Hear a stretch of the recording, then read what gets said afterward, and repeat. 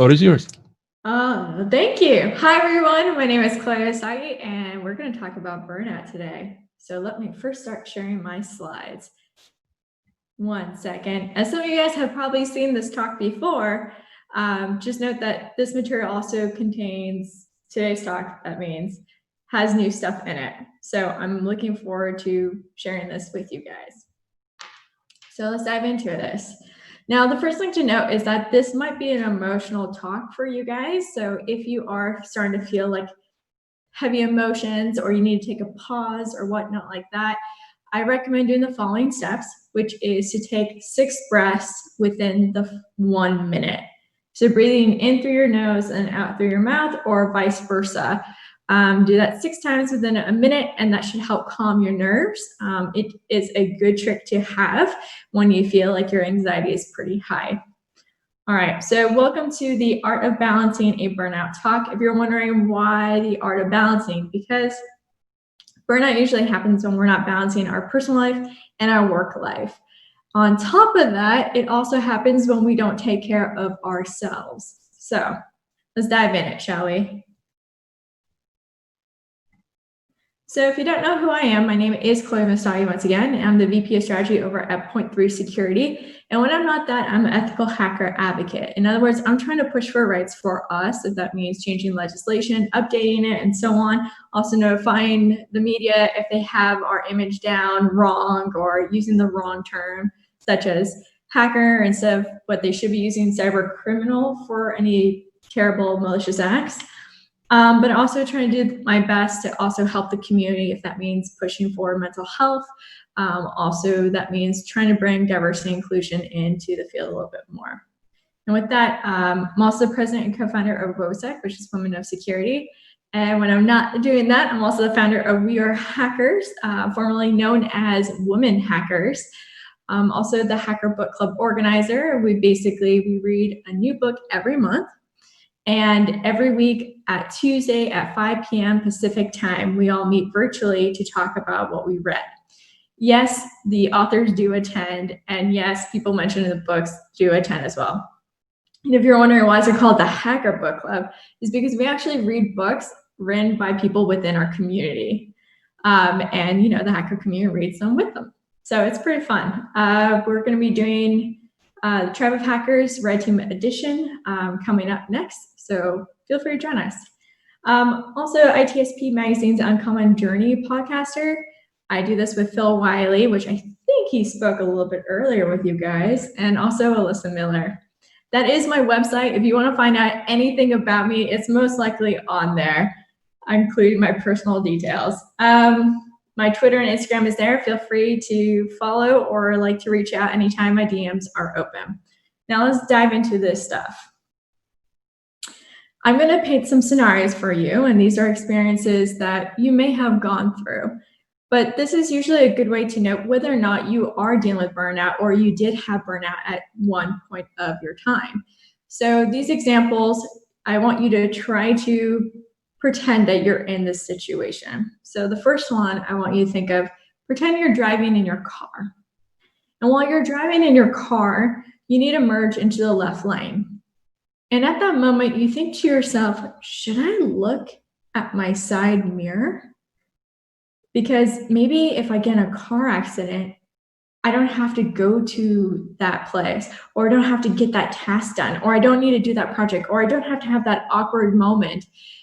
I would feel so much better if I just get in a car accident. The one thing you should note is that burnout causes this feeling of being trapped, and most of these examples are going to demonstrate that. Or perhaps you're one of those people that it used to take you a few minutes to respond to an email. Now it takes 10 minutes, maybe 30 minutes, now an hour, maybe a day, maybe days, sometimes weeks, to just respond to a short little email. Next thing you know, your inbox is flooded and it's overwhelming. And every time you get in your inbox, you have this feeling of being trapped, that this is all that you have and you have to do it. And you're so behind on everything, but you don't even have the energy or the rush to try to get through your emails. Or perhaps you've been in this situation before, where you have friends and families or colleagues, they call you, but you decline their call, not because you're busy. It's because you see them as another task, as another thing that you have to complete or a thing that you need to get done. And you just don't have the bandwidth for it.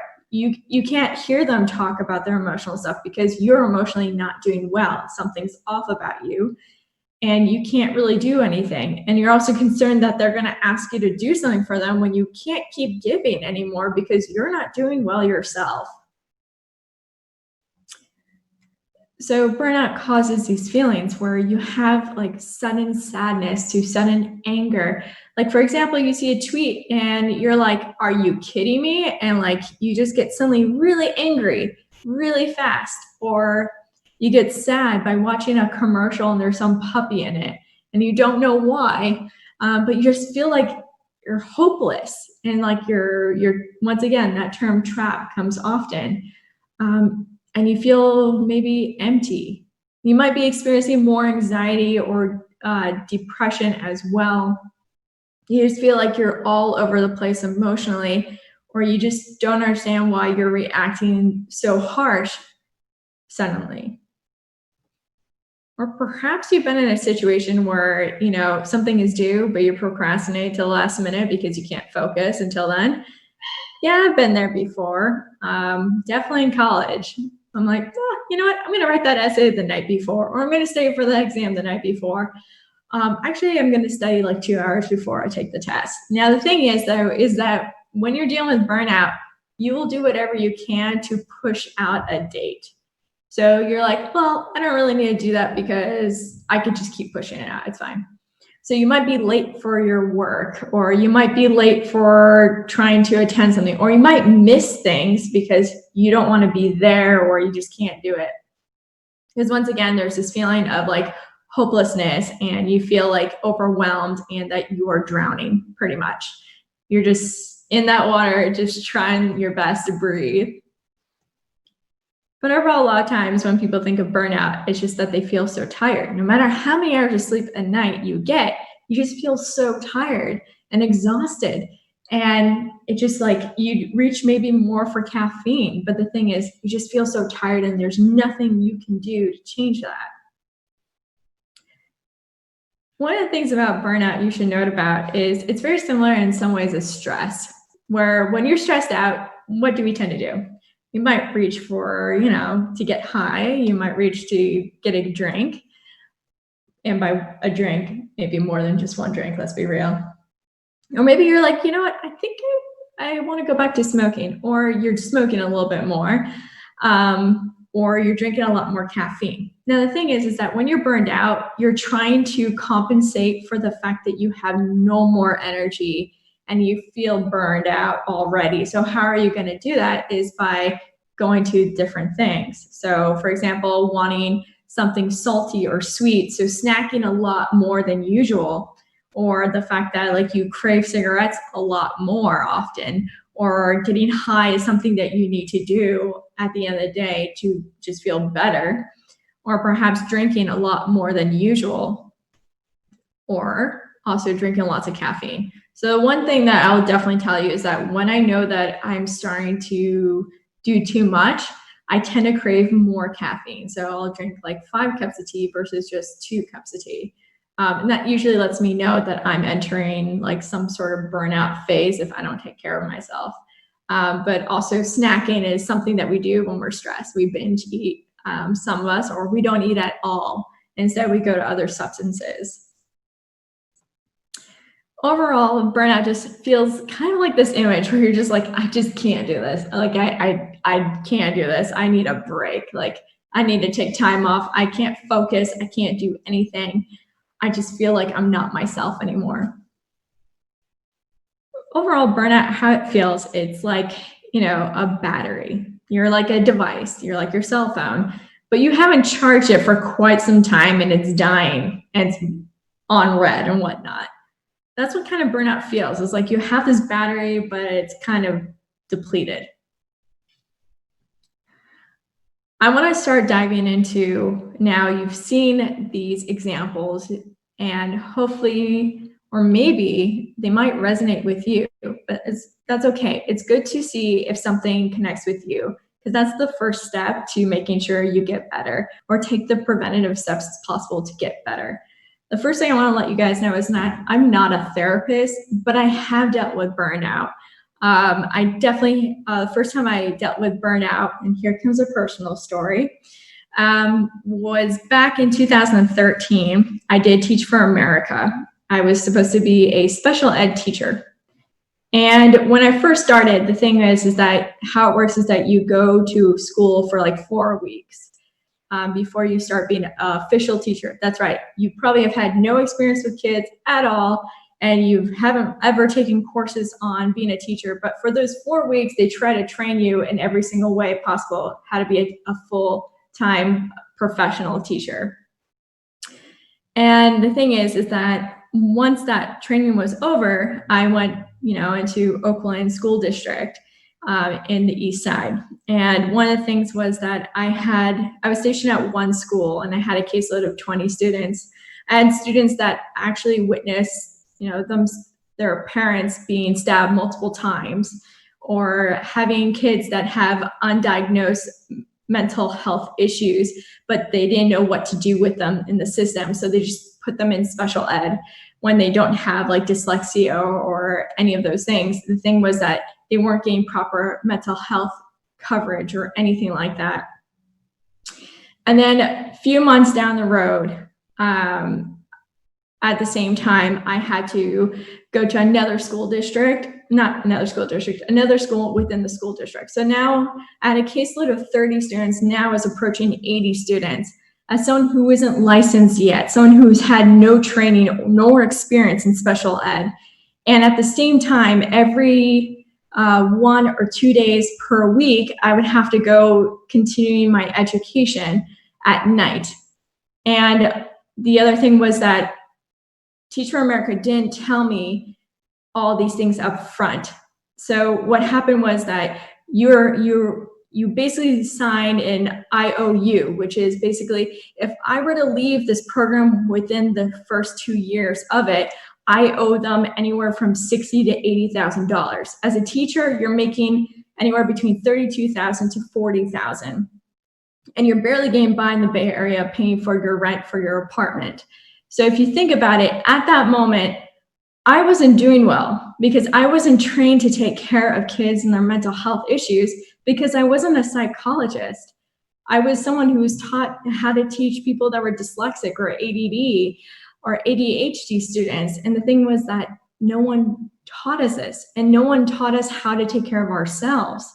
So at that time, I remember I was driving in my car, and I felt so stuck because I tried to get out, and Teach for America said I couldn't leave. If I did, I would owe them a significant amount of money, and I would go in debt. And I remember when I was driving, I'm like, okay, maybe I won't look in my side mirror, because if I don't look in my side mirror, then I don't have to go to this program. I could get out, and then maybe I can then find another way how to try to push for them to accept the idea of me leaving earlier from the program, because I'm not doing well. And I mean, thankfully, no car hit me when I did do that. But the thing is that it was a realization moment. The fact that I was willing to lose my life because of debt was something that I could not believe happened. And I remember going to my parents and saying, I'm not mentally doing well. I've never felt this way before. And this was the first time I've ever heard the term burned out. It gotten so bad that there was no support. And when I went to approach them, they made me feel guilty for how I felt, saying, don't you care about your kids? But the thing was that they kept using the term kids instead of students to remind us that by quitting, we're quitting all the people. We're failing ourselves and them, and that no one's going to watch over them, and it's your fault. It was constantly your fault, when in reality, they didn't teach us anything, and they were just putting in this program, fixing basically a very, very broken school system with a Band-Aid that didn't help anyone. And I just remember just at that moment, I had to leave, and I quit. And when I quit, they then put a lawsuit against me, forcing me to pay more than $10,000 for leaving for health reasons. And I And those are the things that I want you to know, is that with burnout, when you leave unchecked and you don't have support, it puts you into a really, really bad place where it can take you many, many months to sometimes years to get over and to get back to normal. So I just wanted to share that with you, is that don't let burnout dictate your life. You got to invest in yourself. When you know that something is wrong, here are these symptoms. Here are the things that you can do. Okay, so let's go to the next thing. Another thing to remind yourself is that if you're feeling burned out, you should go see a doctor. And the reason for that is they should test you for your vitals. So for example, getting your blood checked when you're feeling low in energy is probably a good thing, because sometimes that's a sign of having low iron or low vitamin D. So I highly recommend you guys getting checked out on those kind of things. So do go see a doctor, get your vitals checked if you can, just to make sure that there's nothing else wrong. Because sometimes people that are burned out, low in energy, there's something else happening in their body. So remember, mental health is totally connected to your body and so forth. So what is burnout? So burnout is a state of emotional, physical, and mental exhaustion caused by an excessive, prolonged stress. It occurs when you feel overwhelmed, emotionally drained, and unable to meet constant demands. Now, there is a quiz right there for you, the Burnout Index, which is wonderful. But I have to let you guys know that if you love your job and you love what you do, chances are that quiz isn't going to work really well for you. It tends to work better for those that are a little bit skeptical about whether or not they like their job or don't like their job. I highly recommend checking it out. It's a good way to kind of check to see if you are already there. Now, the thing to note about COVID-19 I want to talk to you guys about is because even though burnout is something that us in the hacker community have dealt with before, COVID-19, it puts on a whole different side where you have emotional burnout as well. So emotional burnout with COVID-19, these are usually the signs that you get. I don't know about you, but what happened was that right when COVID-19 started coming about, I didn't feel burned out at all before then, but I started feeling a little bit, I don't know how to describe it. I just didn't feel good in a sense. What happened was that I went to RSA conference in San Francisco this year, and I decided, just to be on the safe side, that I would stay at home and basically kind of just make sure that no one gets it in case if I carried it or anything like that. And I was like, okay, 12th day, I'm like, all right, I think I'm okay. That changed drastically. By the day 13, suddenly I felt like as if there was a hand on my chest just putting down pressure. And I remember just like, it just felt very weird. And then I got really lethargic and I got headaches, like body aches everywhere. And I was just like, okay, this is weird. How could I have gotten this? And I guess I got it from RSA and everything like that. But I remember having to try to call a doctor at that time because you couldn't get checked out unless you had a pre-existing condition, which I did not fit those terms. So I remember calling around, asking to get tested, and it took 3 hours, but no one really knew where for me to get it tested. Not even the doctors, not even my insurance, not even the emergency room at that time. And I just remember just being like, this is terrible. We have nothing set up. And at the point of being sick for like 5 days, symptoms went away. And then a couple days later, a new symptom came in, which was just this dry cough for about 5 weeks out. And still at that time though, was like, I kind of figured at that point, like way before when I started getting the symptoms of body aches and everything, I was like, okay, I need to revisit my will. And then other things, I couldn't sleep because all I was thinking was like, is there any chance that my parents got it? And I'm pretty sure maybe some of you guys also have been freaking out about someone else, your loved ones getting this. And it does keep you up at night. And it's really hard because you're also having to work through the emotions with yourself. It's not something like, oh, you can call a therapist, because a lot of therapists right now are full. And so it's really hard at this moment. And, you know, I just want you guys to know you're not alone. And please wear a mask. I cannot push that enough. Please wear a mask, because it is not something you want to get, and it's definitely something that you don't want to give to someone else, even if you don't show any symptoms, because it does sneak up on you. Like I said, I didn't feel anything until the 12th, 13th day of nothing. So please be careful by wearing masks, and try to convince your friends and family and colleagues to also wear masks, because I'm not kidding you, it's not fun to go with. It took about 2.5 months to get back to normal. So be careful with each other, love each other, and everything possible. Please wear a mask. So let's go into the next thing. So usually when we go to like how to prevent burnout, usually people recommend, exercise, eat a balanced diet, practice good sleep habits, ask for help. But the thing is that at the end of the day is that exercise is wonderful. However, your gyms are closed, or maybe for you, you can't really go walking around because your health is in jeopardy. So I do recommend, listen to music, find some other ways to find exercise. There's plenty of YouTube videos to try to do that.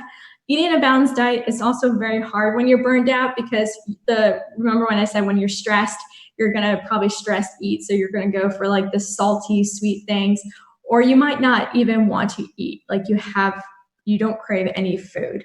And that does happen. So you want to do is kind of keep a record of how much calories you're taking in, and making sure you hit your correct amount of calories.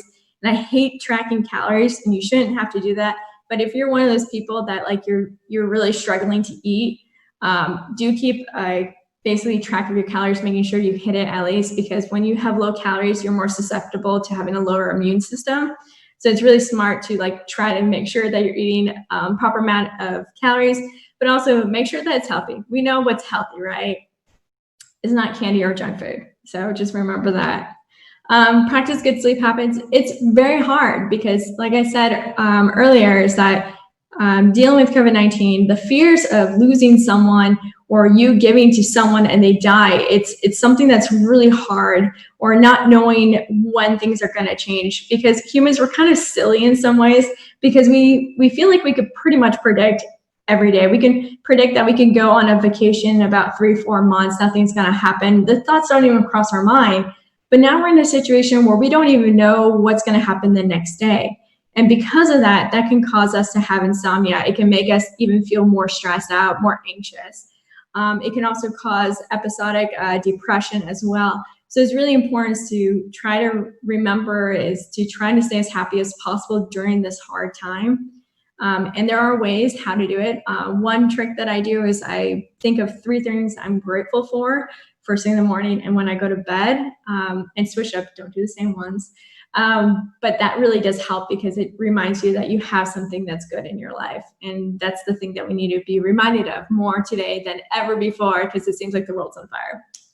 Asking for help is something that you can still do no matter what, which is great. All right, so let's dive into first the self-awareness. So the difference between stress and burnout is there's 2 different things. And I like to use this example often. When you're stressed out, you're like, okay, I'll feel better if I take a bubble bath, or I'll feel better if I do some yoga, or I'll feel better if I have that glass of wine. When you're burned out, you can do all those things and more, and you still don't feel any different. So that's the difference. Now, self-awareness is the hardest part. The good news is that you now know of the term burnout, which is great, because by knowing what the word is and the symptoms, you're able to kind of have a better idea if you're entering that zone. So the ones I tend to find most often is when I'm doing my inbox. If it takes me longer than 10 minutes to respond to an email and I'm not busy, that's a sign. No matter how much hours of sleep I get, that's a sign. When I'm drinking more caffeine, that's a sign. When I decide I want to have another glass of wine or a couple more, that's a sign. These are all types of signs that you can realize. And from all those previous examples, the other thing is knowing that your emotions feel kind of all over the place a little bit. But it's really important is to try to identify if you're feeling trapped or you feel overwhelmed. That's going to be the first step, because once you have that self-awareness that you're entering into a burnout phase, you start realizing immediately that these are the preventive ways that you can do and prevent it. Also, there are ways how to reduce it significantly and fast.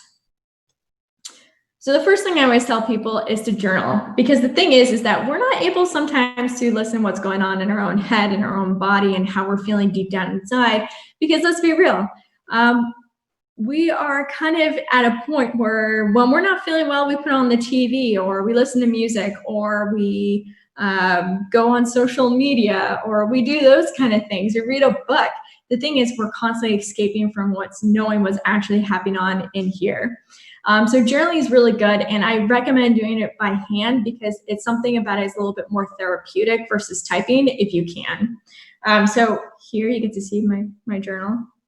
Little Prince, of course. But what I do is I tend to journal at least once a week, and I don't have any music playing. I need to have my own space to do so.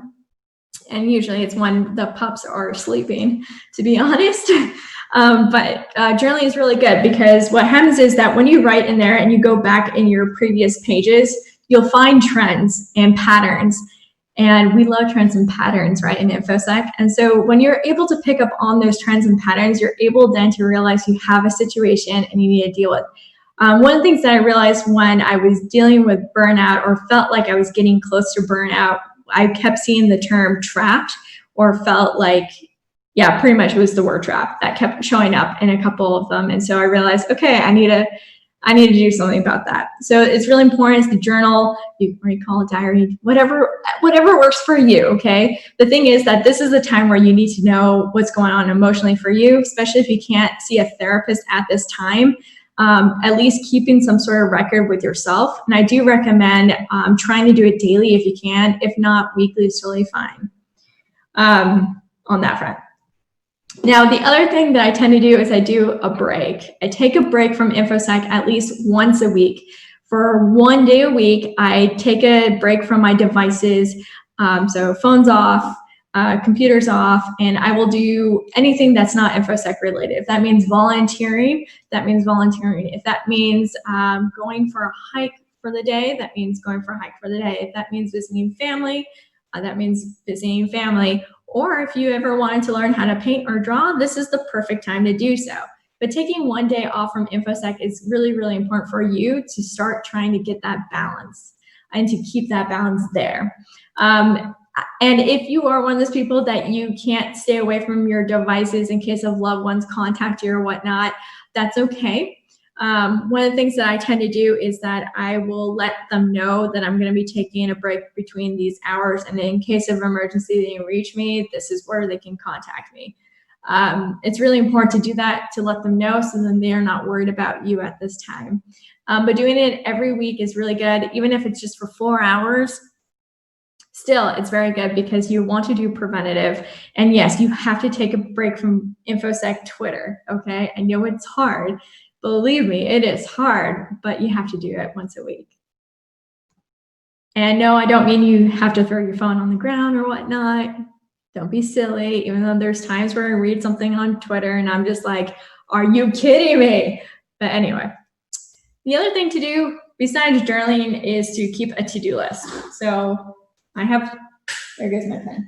I have a to-do list, and basically what I do is that I write down everything that I need to do, any task that I need to be on top of, and I write it down. And this could be personal stuff, this could be work stuff, but the thing is I take this list everywhere I go, in the house. Also, if I was on the road, I would take it on the road. The reason for that is because it kind of empties out space in your head, so you're able to think about other things and be kind of more connected, to have that self-awareness of what you're going through. So it's really therapeutic to write down all these things so you feel like you have more space in your head. It unclutters it. It's also really good if you are someone who struggles to sleep at night. Having a to-do list is going to be really helpful for you. Once again, it's something that has to be written by hand, and there's a reason for that, because sometimes we have a to-do list on our phones or on our laptops, and that's great and everything. But the thing is, when you're about to fall asleep and you're like, okay, I'm going to go to sleep. And then suddenly you're like, oh my God, I forgot to send that email. Or, oh, that was such a great idea. I need to and then you just keep thinking about it over and over and over. And this is the reason why it's harder for you to fall asleep. So one of the things to do is to have a to-do list. So have it by your bed in case in middle of the night you wake up like, oh my God, I forgot to do something. Just write it down and you'll do it in the morning. Review that list in the morning too when you're ready. That means, when you're drinking your coffee or your tea or afterwards, whenever you feel like you're in that space to remember what you need to do. But it's very good because when I first started, I was very, very overly anxious, thinking that this is going to be hard because it is overwhelming when you see that list. But think about this. When I first started, it was 5 pages long usually. And that's when I realized I got to fix something about myself. And also I need to fix my situation that I'm in. So now it's at 1 page. So it's always at 1 page now. And that's the thing, is just be on top of it. And plus it feels really good to cross out things. You're just like, yes. So I really recommend this. Plus your memory might not be so great sometimes. So it's really good to remember that way. Now, be a good manager is one of those things I like to tell people, because if you're a bad manager, you're going to make your people feel terrible too. What that means is you should be doing everything possible to understand mental health is an issue, even if it looks invisible. And if you're wondering what you mean by invisible, for example, if I had a broken arm, I would have a cast on. You would see I have a broken arm and you would understand that there's something wrong. The thing is with mental health is it's not visible usually. And because of it's not visible, they think that you are making it up sometimes, or they just don't consider it as a high priority versus because they can't see it. And so that is one of the issues is with mental health, and for offices to take it seriously is because it's invisible. It's an invisible danger. And so the thing is also to note about the invisible danger. I'm very glad that COVID-19 is forcing companies to finally recognize mental health, and especially burnout. If you're a good manager, what you should do is make sure you give 1 mental health break day per month. And I ask to do it on a Friday or a Monday. There's a reason for that. It gives them a chance to have a 3-day weekend, because we love 3-day weekends. It's a good time for us to, catch up on all the things we want to. So doing something like that is really beneficial to your employees, is giving 1 day off per a month for everyone. And you can call these like self-worth days or something. I don't know. You can figure something out, but basically you give an option saying you can either do anything that will help you in your career, or you can take the day off to relax and recharge.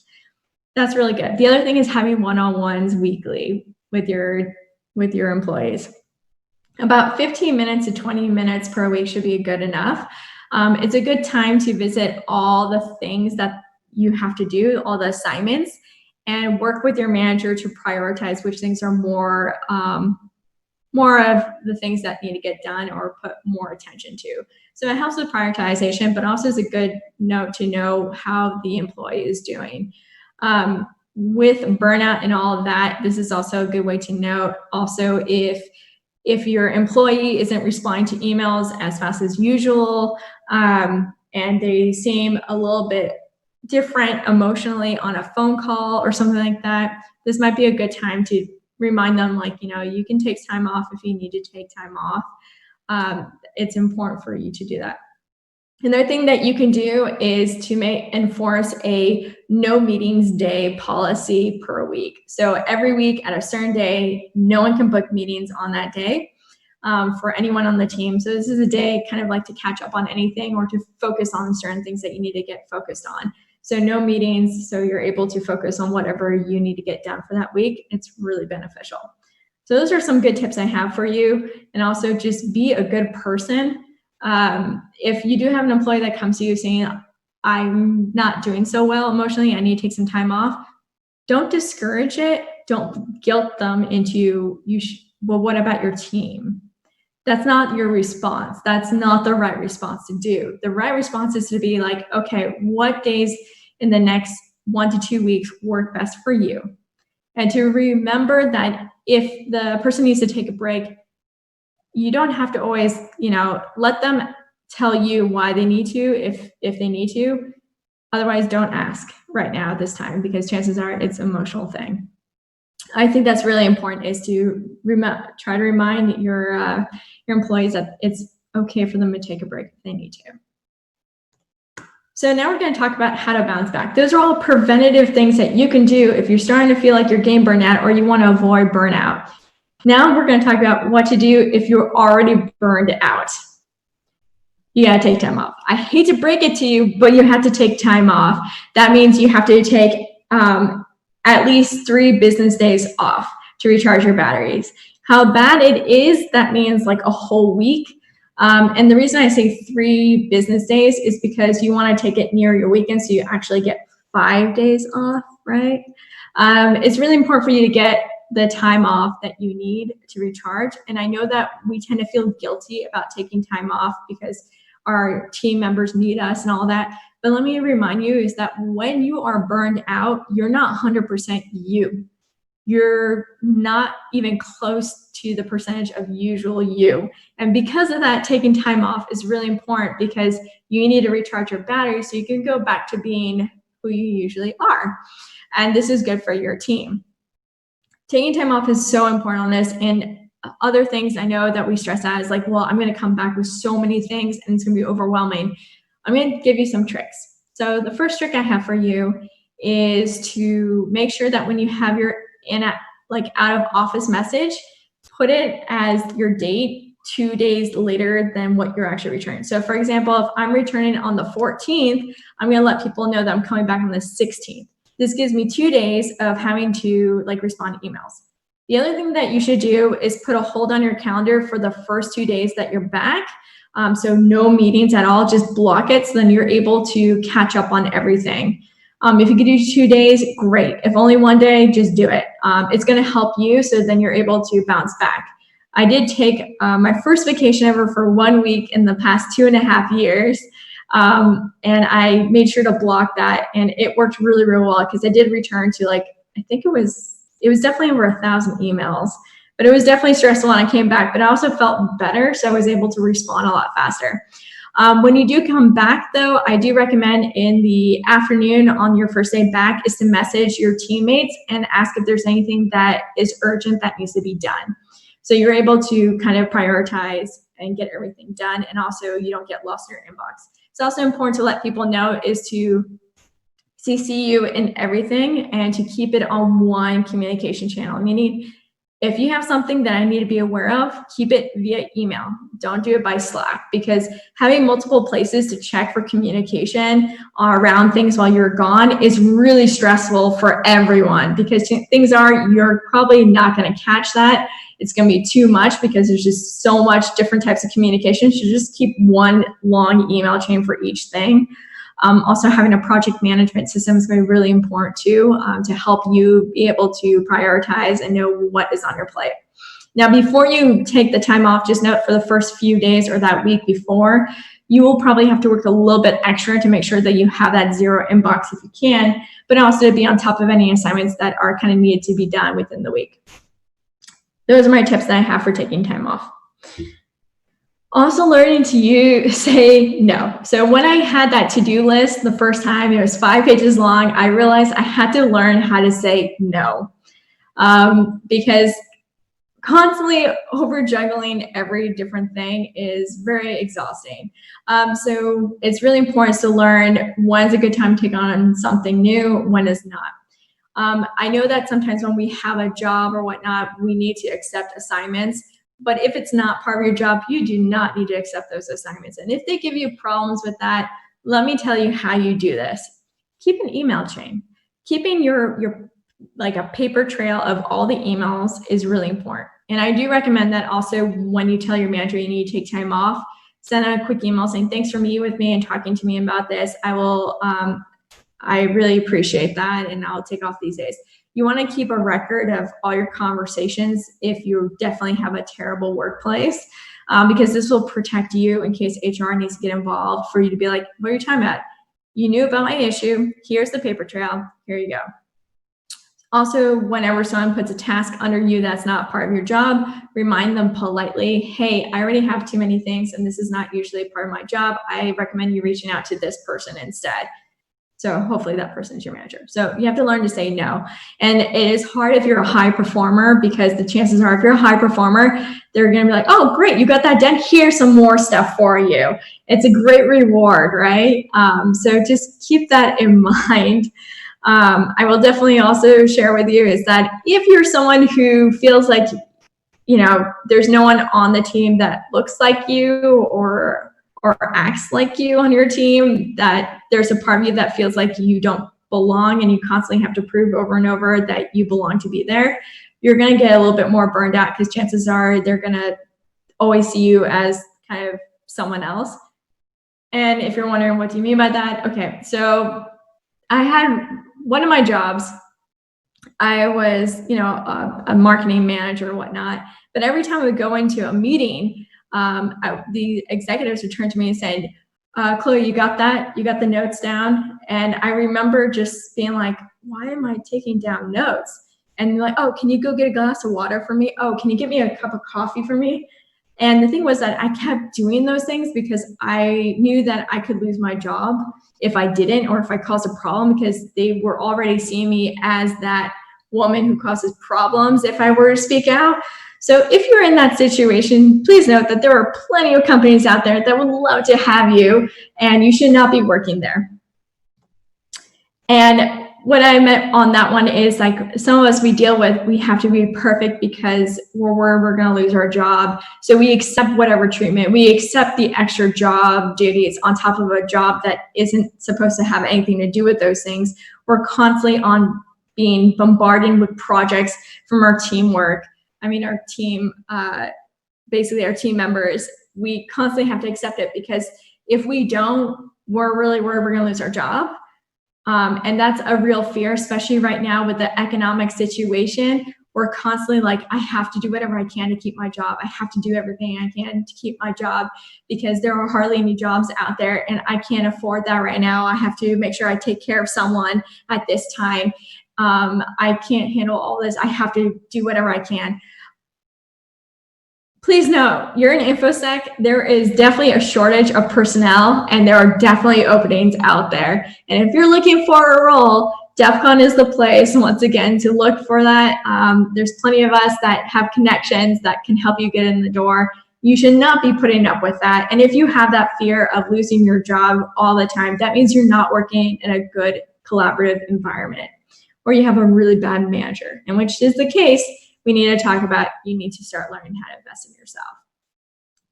One of the things about burnout is that when we're not balancing our work and personal life, it also means that we're not investing in ourselves. We're not taking care of our needs. And that's a really scary thing, because if we're constantly doing everything we can, bend backwards for our team members or for our families, our friends, the thing is that you're giving so much that you forgot to take care of you. And right now you need to invest in yourself, because clearly you already are burned out at that point. So it's really important to invest in yourself. Take some time for yourself daily. Put limits to different, if you need to call someone, be like, okay, I can talk for like this and this time, but I need to make sure that I get off the phone at this time for personal reasons. Then just let the person know ahead of time about that. It's really important that we start really respecting other people. If they say like, I can't talk right now, or like, I need to take a break, respect that at this time, because chances are they're trying to figure out how to reinvest in themselves. And your manager should invest in yourself. So if you have a manager that isn't investing in you, I want to just also let you know about that, is that a good manager wants you to thrive. They want to see you go beyond them. And if you don't have that type of manager, it's time to look elsewhere. And you can still work at the same job, but also look on the side, reach out to some recruiters. They're always looking to help people find something, and also people in the community and InfoSec Twitter. It actually helps out quite a bit. The main takeaways from this, I hope you have, is when you feel overwhelmed, do a device detox. Remember, you want to do more than 4 hours per week. Get away from InfoSec once a week. Do other things. When you feel overwhelmed, invest in yourself. That means do something that's going to make you feel happy and better, because the chances are you're feeling burned out, or you're getting close to being burned out, is because you're not taking time for you. When you feel overwhelmed, ask for help. InfoSec Twitter is an amazing place to ask for help. DEFCON is a wonderful place to ask for help. Mental Health Hackers is a wonderful place to ask for help. The thing is like the community, I wouldn't be where I am today if I didn't ask for help. And so that's really important to know, is that the community has your back. They are there to support you. So ask for the help. It's okay. And I know it's scary to ask for help sometimes, but just do it because they're there for you too. When you feel overwhelmed, write it down. Remember, have a to-do list, do your journaling. This is going to be really helpful for you. Do it by hand and paper. Please don't do your computer or your phone or whatnot like that, because that is not going to help you at all. Because what happens is that when I pick up my phone and I'm like, I'm going to get this email done, I'm going to go to another app and then another one and then another one. Next thing you know, it's been an hour when I was only planning to spend maybe like 5 or 10 minutes on my phone. So the thing is, make sure you do that. When you feel overwhelmed, take a break. Remember, if you are starting to feel like you're getting burned out or you are in burned out, make sure that you take at least 3 business days off. Also making sure that you take a weekly day off for that device detox. That also means getting away from social media. And I just want to put out here beforehand, if you're going to take time off for work, that means you got to get off of social media and InfoSec Twitter. That means you need to get off your devices too. So how burnout works when you want to get back to normal, you actually have to take those days off as if you are doing a huge device detox. I've done it. It works like a charm. Let me tell you, 2 days of just a device detox and I felt 100% almost better. So I really do recommend it.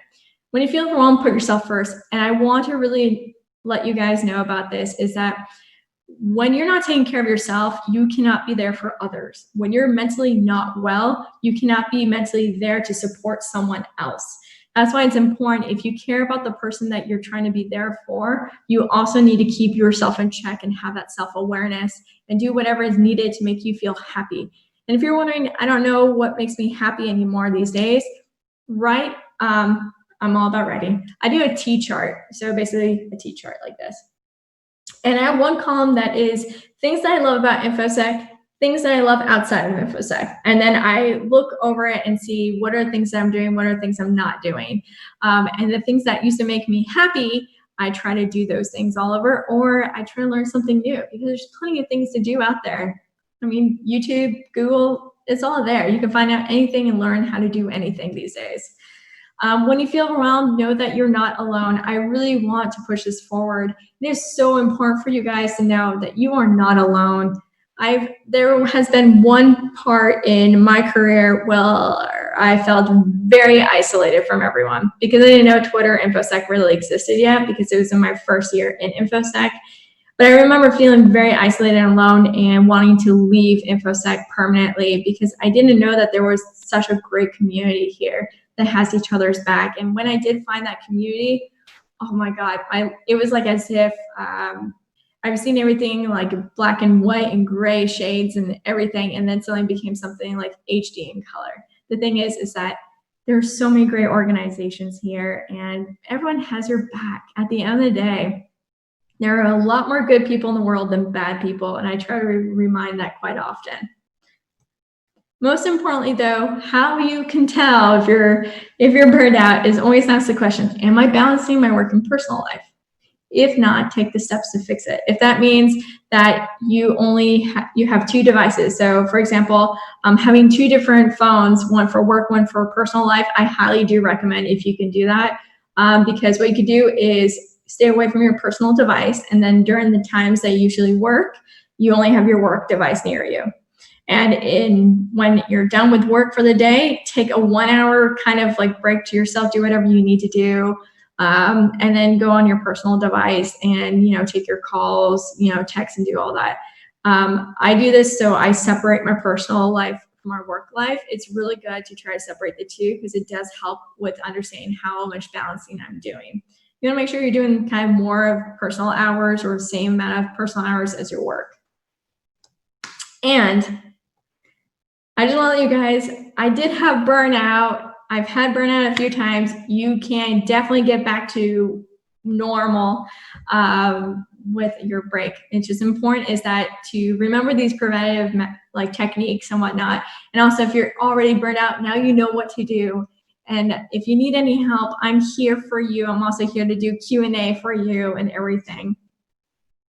And also, I ask for one favor from all of you guys. If you guys can take a quick screenshot copy of this page, you don't know, you might be helping or saving someone else's life by simply just sharing this. It's good for you to have this wherever you go. Have it on your phone, have it on your computer or whatnot. Send it to your loved ones so then they're aware that they have this, because maybe they don't need it, but maybe someone that they know or talking to, they now know these. These are really important resources to have, especially at this time. This was a list basically provided from the CDC, so please go ahead and use it. And last but not least, I just want to also let you guys know, a lot of questions I tend to get are about drinking. How much is drinking is okay? How much is not okay? And I do recommend doing the following things, which is don't ever drink by yourself, meaning have a virtual one-on-one or be on the phone with someone else who's having a drink with you. Never drink by yourself. Set certain days as the day that you can drink and never go past 2 drinks for that day. Don't drink, of course, during any time of work hours, but do it in the late afternoon or evening. It's okay. So please remember, that's how you practice good drinking habits. If you want to drink, definitely on that front. And just remember, if you're drinking or you have the urge to drink a lot more, and maybe it's a time for you to look for help. Or to tell someone about that, because I know it's a hard time right now, but drinking is not going to solve that for you. If anything, it's going to make you feel worse, especially if you are burned out. I hate to break it to you, but alcohol is just going to make you feel 10 times worse afterwards, because you have this drop. You experience a drop and sometimes you get experiencing like this kind of like depression symptoms. So I really recommend you not doing that. Anyway, I just want to say thank you guys for existing. If you have any questions at all, feel free to reach out to me. I am here. I'm also here to take any live Q&A. I'm going to turn off my slides so then you guys can, I don't know. I'll turn off my slides now. Hold on.